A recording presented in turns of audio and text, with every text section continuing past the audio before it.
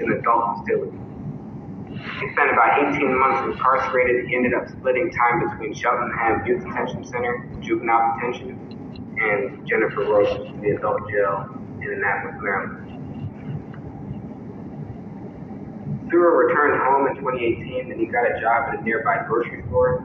He ended up quitting because the pay that he was getting there was much less than he could have been getting by doing easier work, even though it could have been criminal. And he still found himself surrounded by the same influences when he got out of jail that time. And there was also the importance of him upholding a certain reputation. When he came home from jail, he can't show that he was scared in jail, or that he didn't like it, or that he's scared of going back. If people say to him, if he goes back to his home and is around the same guys, and they say, Sura, we're gonna go burglarize this house, Sura can't say no. People say that's peer pressure, but there is real danger that comes by rejecting that type of idea. In 2018, Sura was 19 years old and was charged for an Annapolis burglary, and he was charged for stealing some credit cards and using them for purchases. The result, he was placed on house arrest. He violated the terms. He was charged with escape, and a warrant was issued for his arrest. He went on the run for a couple of months while committing another string of burglaries, auto theft, illegal credit card use, and within all of that, he was charged for a false statement to a police officer. The result right now is that he was sentenced to 14 years on the burglary charge. The state decided not to prosecute on the other ones. He spent time in Jennifer Road Detention Center, Ordnance Road Detention Center, Jennifer Road again, which are all jails in Annapolis while you're waiting for court. When it was determined that he'd be going to prison, he went to the Department of Corrections Reception Center in Baltimore before being placed into Kentucky Institution of Justice, Maryland. Dehumanization. At 12 years old, Sura was told that he should spend the rest of his life in jail. At 13 years old, he watched his older brother get abused by the police. The police kicked, manhandled, and pulled guns on him as a juvenile, on Sura. Okay? Let me elaborate on the 13 years old event real quick. Sura's older brother was in a car sleeping, and the police pulled up, yanked him out of the car. The word is there may be 6 or 7 officers dealing with him, had his legs and arms folded in all different types of ways. And in the end, charges were never carried out. So the question is, why was this necessary? Why was it necessary? You can only imagine what it would be like being 13 years old watching your brother go through that. A frequent occurrence in Robinwood, according to Sura and some other folks, that police will pull up in vehicles and jump out real quick and run at the people who are standing on the street. And what they would do is they would want people standing on the street to run because they'd be able to use that probable cause or something. So police would do this.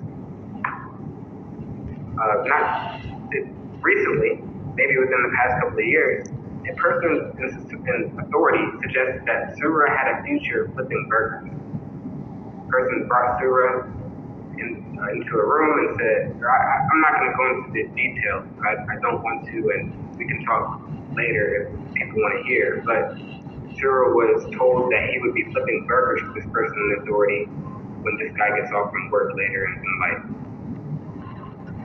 So why crime? Well, it seems that Sura got to the situation he's in. This is my analysis from community influences, as I was saying earlier. He had a desire for things he couldn't access, like a bicycle or having clothes that would make him look more presentable when he went to school or walking around in the community. He developed a life or death mentality, and at that point, you just don't really care. And he was in survival mode, meaning that he was going to get what he needed one way or another. Now, I would be ignoring a significant piece if I didn't cover COVID-19 in prison. This is a blueprint of Sura's cell right now. Sura got this to me a couple of weeks ago. I'll let you all look at it real quick. As you can see, it's very tight. You got to remember that there's another individual in here with Sura's in there. COVID-19 in prison for Sura. In the beginning, it was difficult for him to access resources to be safe. And at the height of the pandemic, Sura was spending up to 23 hours in the cell with 15-minute phone calls. Actually, 23 and a half hours in the cell with a possibility of a 15-minute phone call, and a 15-minute shower, or 30-minute phone call, or 30-minute shower. No visitors are allowed. That's still the case right now. Programs were delayed, and Sura was having a mentally difficult time. Through his progress, he studies and works. So he is working on his GED right now. He also works in the kitchen at the prison, and he was just able to get back to that recently. He was accepted into the Texas Youth Program, which is what the prosecutor and the defense wanted for Sura. That's why they wanted him to be placed in protective institution in Jessup. And he's doing a lot of individual reflection and studying for his future, and he has a changed mindset. The future for Sura includes college, going into photography, theater, or cinema, or something of the like, giving back by helping people to understand the mistakes he made in life. And for me, my future is law school. That's something that I want to do next year. And Sura and I will stay in touch throughout the entire process. Here's some contact information if you want to talk to me or talk to Sura about, some more. If people are interested in helping Sura in any kind of way, they can reach out to me in this way, and we will get that taken care of. Okay, so that is it for what I had to share. I know that took a while, but I really wanted to lay the foundation. And I am more than delighted. I'm very excited to allow Sura to tell his story and to help him to do that. So, Sura, are you ready? What do you think? I'm ready. Okay, good. Amazing, bro. Good. Do you want to give a quick reaction to that presentation? Everything that you said was right. It was difficult growing up, and I had good times growing up, but I had a lot more difficult times growing up. It was tough. Okay. Well, look, I'm going to ask you some questions to guide this conversation. We're going to break it up into some parts so we can sort of touch on all bases. We'll do this up to 3 o'clock, and then we'll offer the opportunity for some other people to get involved. Is that okay with you? That's great. Great. Before I get into this, I want people to acknowledge that this whole project has been difficult, emotionally difficult for Sura and I. There's a lot of trauma that Sura went through growing up. Reliving these types of experiences can be difficult. And we also have to acknowledge that he's in a very difficult situation right now. The Zoom call is great, but right after this, he's going back to the cell. So it's difficult. We need to acknowledge this, okay? But without further ado, Sura, if you could just walk me through your childhood, can you tell me why you think your trajectory was much different from mine? Why am I in college? Why didn't you follow the similar route? I hated my situation so much that I told myself that I'm never going to need for anything ever again, even if I had to rob. That was very selfish of me and very cowardly of me. And to say something like that and to go about life like that in that way. And I impacted the world in a negative way. And by choosing to run with that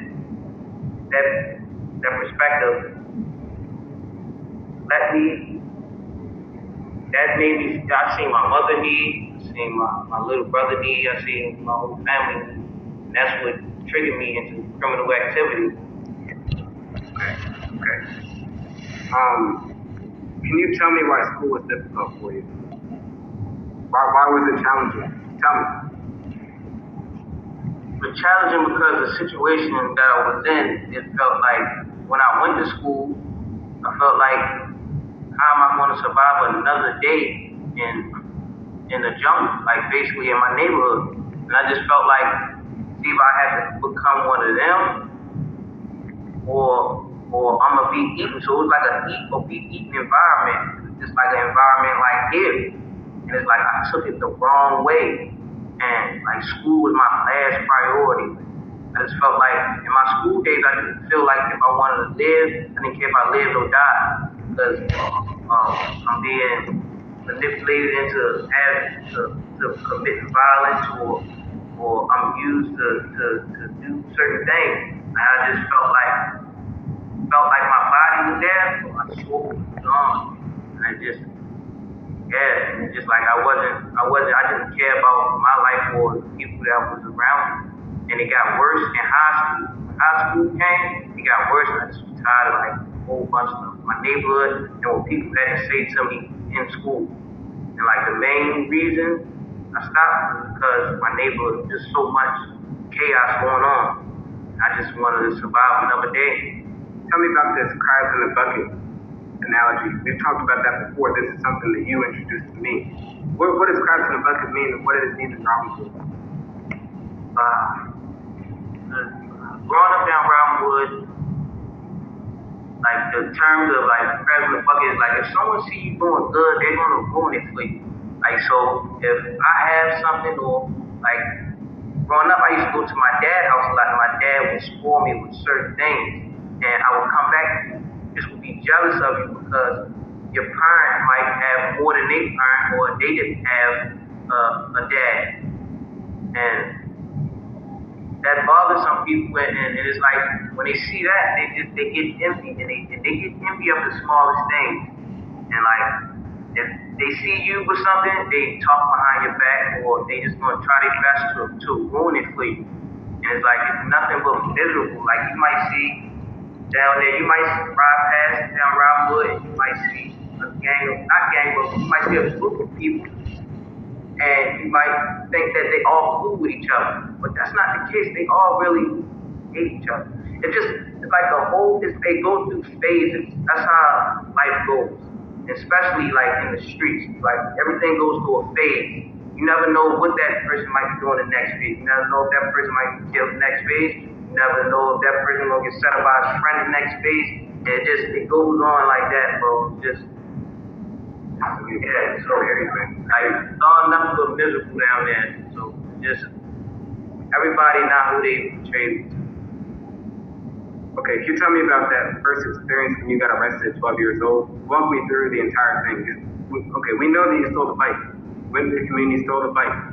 Walk me from the point that the police came to your house and arrested you. Walk me through that.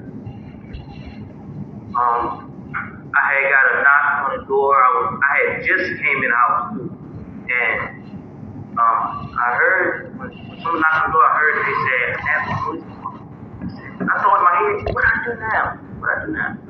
So I look around the house and I see that I had the bike in there, and I just threw the bike out back. And I opened the door, and the officer says, "Why you took so long to answer the door?" I was like, I lied to him. First of all, I was like, "Oh no, I was talking to somebody, or I was just in the bathroom." He said, "Your parents here?" I said, "Yes, my mom's here." My mom come downstairs. He's arguing with my mom. He's saying all type of disrespectful things to her, and so he told me, "You better not be lying to me." I watched him go around back. And I watched him walk around back. I'm talking to my mom while I see him walk around back. I said, "Mom, he's going around back. He's gonna see that bike." And he actually went around back and he seen the bike. And he took it around front, knocked on the door, and said, "Why you lie to me?" Grabbed me up, pushed my hands behind my back, and like hurting me, like kind of pushed my hand behind my back and put me in the handcuffs. He said, "Lying don't get you nowhere with me." Put me in the car. I thought he was gonna take me to the station. What he did was, he took me to the neighborhood where I had got the bike from.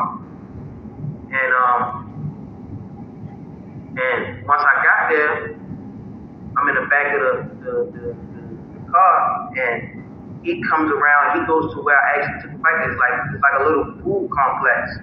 And he took me right there, and then the lady was like, "So he did it?" He said, "Yeah, the one who did it." She didn't even know I was in the back of the car.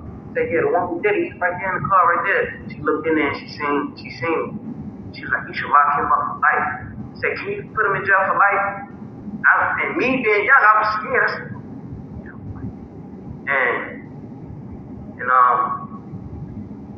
the officer was like, "He only stole a bike, but I will do that if that was a choice." So I felt like you just can't give like police or the court system or the justice system, you just can't give them a reason, because I feel like prison, jail is for everybody. Just don't give them a reason to take your freedom or anything away from you, because they will do it. And they will do it with no remorse. And I don't know why, but with no remorse, they will do it. And I felt very lonely that day, and I just felt like felt hurt in the inside, and I just felt different about the police.